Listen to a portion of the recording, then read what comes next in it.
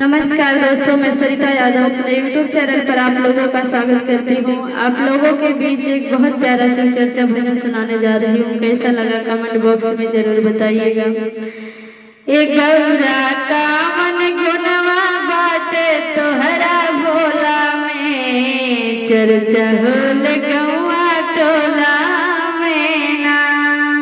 एक गौरा का मन गुनवा बाटे तोहरा भोला में, चर्चा होल गौआ टोला में ना।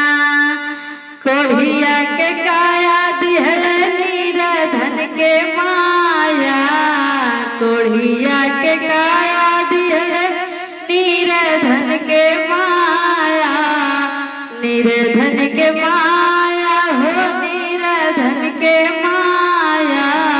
ए सखियाई है गुनवा बाटे हमरा भोला में, चर्चा होल गौआ टोला में ना। ए सखियाई है गुनवा बाटे हमरा भोला में, चर्चा होल गौआ टोला में ना। ए गौरा कावन गुनवा बाटे तोहरा भोला में, चर्चा होल गौआ टोला में ना।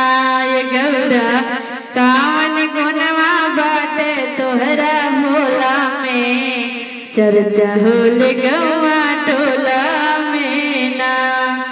अंधा के नयनावा हो बाझिन के ललनावा, अंधा के नयनावा हो बाझिन के ललनावा, बाझिन के ललनावा हो बाझिन के ललनावा।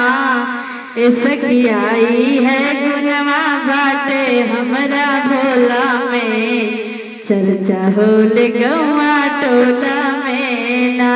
ए सखिया